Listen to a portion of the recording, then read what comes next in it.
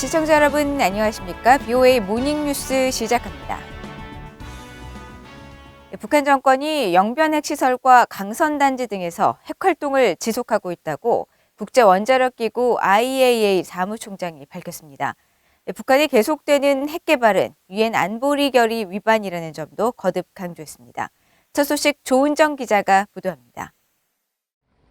국제원자력기구 IAEA의 라파엘 그로시 사무총장은 24일 오스트리아 빈에서 열린 IAEA 정기이사회에서 북한의 최근 핵활동 등을 포함한 성명을 발표했습니다. 그로시 총장은 성명에서 영변 핵시설에서 새로운 활동이 관측됐고 평산과 강선의 관련 시설에서도 지속적인 활동 징후를 포착했다고 밝혔습니다. 이어 IAEA가 지난 8월 보고서 제출 이후에도 북한의 핵활동을 지속적으로 감시해왔다며 영변 핵시설에서 5메가와트급 원자로 가동과 일치하는 징후들이 계속되고 있다고 지적했습니다. 특히 영변 핵시설에서 원심 분리기 시설의 부속 건물 건축을 포함해 새로운 건설 활동이 계속되고 있음을 관찰했다며 다만 그 목적은 확인되지 않았다고 덧붙였습니다. 또 건설 중인 경수로 인근에 새로운 건물이 세워지고 있다며 이는 원자로 건설이나 유지 보수 활동을 지원하기 위한 목적일 수 있다고 설명했습니다. 하지만 올해 7월 초 이후 방사화학 실험실 가동 징후는 발견되지 않았다고 밝혔습니다. 그로시 총장은 또 강선단지와 평산 우라늄 광산에서도 활동 징후가 계속되고 있다고 지적했습니다. 그러면서 이처럼 북한의 지속되는 핵 프로그램은 유엔 안보리 관련 결의에 대한 명백한 위반으로 매우 유감이며 북한의 안보리 결의에 따른 의무를 완전히 준수할 것을 촉구한다고 강조했습니다. 아울러 북한 정권이 핵 확산 금지 조약 NPT 안전조치의 완전하고 효과적인 이행을 위해 IAEA와 즉각 협력하고 IAEA 사찰단 부재 기간 동안 대두된 모든 쟁점을 해결할 것도 거듭 촉구했습니다. 최근 북한에서는 이처럼 핵과 관련해 활발한 움직임이 계속 관측되고 있습니다. 그로시 IAEA 사무총장은 앞서 지난 9월 제65차 IAEA 총회 기조연설에서도 북한 당국이 우라늄 농축 등 핵 프로그램 관련 작업을 적극 추진하고 있다고 지적했습니다. The Democratic People's Republic of Korea, the nuclear program goes full steam ahead with work on plutonium separation, enrichment, uranium enrichment, and other activities. 그로시 사무총장은 IAEA가 북한 핵 프로그램 검증에 필수적인 역할을 수행하기 위해 계속 노력할 것이라고 강조했습니다. BOA 뉴스 조은정입니다. 북한의 핵시설 원자로 가동 정황이 잇따라 포착된 데 대해 전문가들은 북한 지도부가 핵활동을 노출시켜 미국을 압박하려는 의도로 진단했습니다. 동시에 실질적으로 핵 능력을 고도화하기 위한 목적이란 분석도 나왔습니다. 김영교 기자의 보도입니다. 미국의 북한 전문 매체 삼팔로스는 24일 북한이 영변 핵시설에 5메가와트 원자로 가동 흔적을 찾았다고 전했습니다. 위성사진 분석을 통해 해당 시설에서 증기가 나오고 있고 구룡강으로 이어지는 수로 쪽 보조 파이프에서 물이 계속 방출되고 있다는 겁니다. 같은 날 라파엘 그로시 국제원자력기구 IAEA 사무총장도 정기 이사회를 통해 북한 영변 핵시설에서 5메가와트 원자로 가동과 일치하는 징후가 계속되고 있다고 지적했습니다. 이 같은 움직임과 관련해 한국의 전문가들은 북한 지도부가 핵 능력 고도화에 집중하고 있는 것으로 분석했습니다. 북한이 보낸 메시지는 분명합니다. 자신들은 아무런 거리낌 없이 핵물질의 생산량을 늘릴 것이고 플루토늄 같은 경우에는 소형 핵탄두를 만드는데 필요한 거기 때문에 1월달 8차 당대에서 김정은이 얘기한 전술 핵무기의 실질적인 개발과 배치를 위한 그런 노력으로 분명히 볼 수 있는 것들이거든요. 영변 원자로 발전 시설에서 보이는 증기가 수소탄 생산에 필요한 삼중수소 생산 과정일 수 있다는 분석도 나옵니다. 강선이나 평산 같은 우라늄 관련 시설과 영변의 삼중수소 생산 활동을 연계시키며 핵 능력을 강화하려는 수순일 수 있다는 겁니다. 플루토늄에서 우라늄으로 옮겨가면서 수소탄으로 가는 거잖아요. 이렇게 되면은 결국에는 삼중수소를 가지고서 이게 만들어야 되는 게 있어서 강선시설에서 뭐 우라늄 계속 생산을 하지만 추가적으로 그 영변시설에서 삼중수소를 만들어내기 위한 가동도 같이 돌려야 되는 거거든요. 한국국책연구기관인 통일연구원의 조한범 박사는 북한 지도부가 미국 압박 등 대미 협상력을 높이는 지렛대로 이를 활용하려는 계산도 있다고 지적했습니다. 그러니까 눈에 보이는 핵능력을 강화함으로써 한국과 미국을 압박을 하는 동시에 대북 제재는 철회하지 않고 본인들은 핵능력을 제고하고 이게 북한으로서는 상당히 효과적인 카드가 영변인 거죠. 이런 가운데 일부 전문가는 북한 정권이 중국과의 관계를 고려해 2월 베이징 동계 올림픽 전까지 무력 도발은 자제할 것으로 내다봤습니다. 하지만 주권 행위임을 과시하기 위해 올림픽과 무관하게 도발 행위를 이어갈 수 있다는 진단도 동시에 나오고 있어 북한 지도부가 앞으로 어떤 움직임을 보일지 주목됩니다.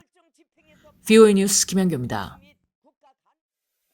미국 의회가 곧 2022 회계연도 국방수권법안 합의를 위한 조율에 들어갑니다. 상하 양원의 단일안에 어떤 한반도 관련 조항이 최종적으로 담길지 주목됩니다. 이조은 기자의 보도입니다. 미국의 추수감사절 휴회 기간을 마치고 다음 주부터 의정활동을 재개하는 미국 의회에서 가장 우선적으로 다뤄지게 될 안건은 새 국방수권 법안입니다. 상원이 이 법안에 대한 본회의 심의와 표결을 마무리하면 하원과 상호 법안에 대한 조정 절차에 착수하는데 민주당과 공화당 모두 신속한 처리를 강조하고 있습니다. The Senate needs to move forward on this bill and quickly. With so much bipartisan interest in getting NDAA done soon, I see no reason why we can't finish this legislation or come to an agreement to finish this bill quickly. It's how we address the global threat landscape and ensure our troops have the training, equipment, and the resources they need to counter adversaries of today and tomorrow. From threats by an increasingly hostile Iran to those by an unpredictable North Korea, there are many security challenges on the horizon. 상하원 조정을 거치게 될 한반도 관련 주요 조항은 파이브 아이즈로 불리는 미국, 영국, 캐나다, 호주, 뉴질랜드의 정보동맹에 한국 등을 포함시키는 방안 검토, 북핵 역량 평가, 주한미군 규모와 미한동맹에 대한 의회의 입장을 담은 부분입니다. 상원과 달리 하원의 법안에는 파이브 아이즈의 한국과 일본, 인도, 독일을 포함시키는 방안에 대해 이점과 한계 등을 담은 국가정보국장의 평가 보고서를 내년 5월 20일 전까지 의회에 제출하도록 하고 있습니다.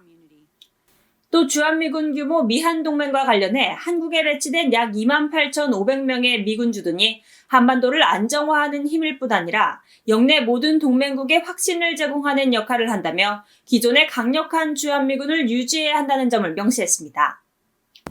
하원과 달리 상원의 법안은 인도태평양 영내 동맹과 파트너십 강화의 맥락에서 미한 상호 방위 조약과 일치하고 평화적이며 안정된 한반도라는 공동의 목표를 지지하는 문구 등이 담겼습니다. 아울러 북한과 중국, 러시아 등의 핵무기 관련 역량에 대한 국가정보국장의 공개 보고서를 내년 1월 1일 전까지 의회에 제출하도록 하고 있습니다. 한반도 관련 조항은 현재 상하원 사이에 대체로 당파적 이견은 없지만 최종 단일안에 어떤 문구가 들어갈지가 관건입니다. 또 북한 정권을 더 압박하는 내용을 담은 오토원비어 북한 검열 감시 법안이 상원의 국방수권 법안에 포함될 경우 하원과 어떤 조율을 거칠지도 주목됩니다. 공화당의 로포트먼 상원 의원이 제출한 이 법안은 미국 정부가 북한의 억압적인 정보 환경에 대응할 전략을 마련하도록 하는 게 핵심 중 하나입니다. 미 의회가 지난 60년 동안 매년 의결해온 국방수권 법안은 이런 조율을 거쳐 의회가 최종적으로 채택하면 조 바이든 대통령의 서명을 거쳐 법적 효력을 갖게 됩니다. VOA 뉴스 이조은입니다. 미국 국무부가 최근 미국이 독도 분쟁에 책임이 있다는 송영길 한국 더불어민주당 대표의 발언에 대해 미국은 독도 영유권과 관련해 어떤 입장도 취하지 않는다고 밝혔습니다. 국무부 대변인은 24일 VOA에 독도를 리앙쿠르암으로 지칭하며 관련 영유권 문제는 한국과 일본이 해결해야 한다면서 이같이 밝혔습니다. 미국 정부는 지난 1977년 미국 지명위원회가 독도를 리앙쿠르암으로 지칭한 이후 해당 영토를 독도나 일본령 다케시마 대신 리앙크루암으로 부르며 직접적인 개입을 삼가고 있습니다. 한편 송영길 한국 더불어민주당 대표는 지난 17일 국무부 청사에서 열릴 예정이던 미한일 외교차관 공동 기자회견이 무산되자 2차 대전 이후 샌프란시스코 강화회의에서 미국이 일본의 로비에 넘어간 점을 고려할 때 독도 분쟁의 소지를 남겨둔 책임은 미국에 있다고 주장해 논란이 됐었습니다. 북한 지도부는 한국 정부가 추진 중인 종전선언과 관련해 비핵화 입구 관련 문구가 있거나 또 유엔 사령부의 해체 없는 종전선언은 수용하지 않을 것이라고 북한 외교관 출신 한국 국회의원이 밝혔습니다.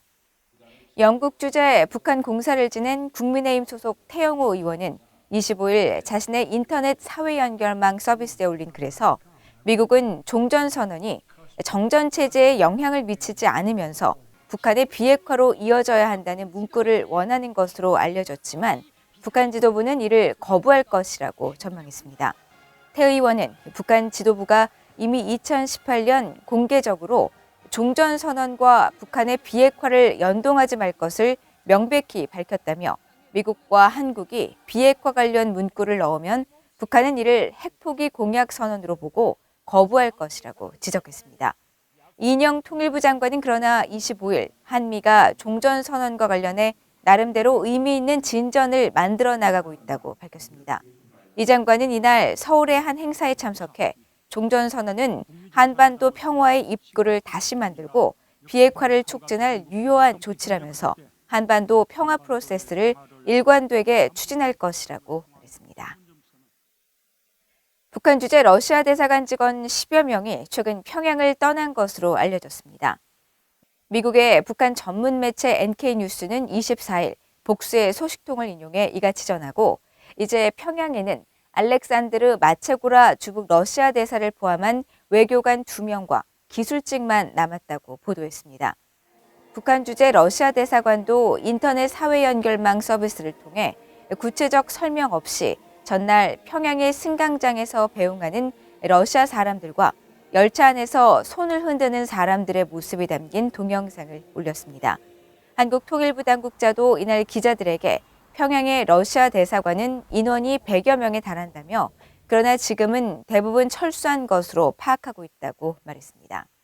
평양의 외교관들과 국제기구 요원들은 북한 지도부가 코로나 대응으로 국경을 장기간 봉쇄하고 내부 이동마저 강하게 규제하면서 대부분 떠났으며 러시아 등 일부 국가들만 계속 남아있는 것으로 알려져 있습니다.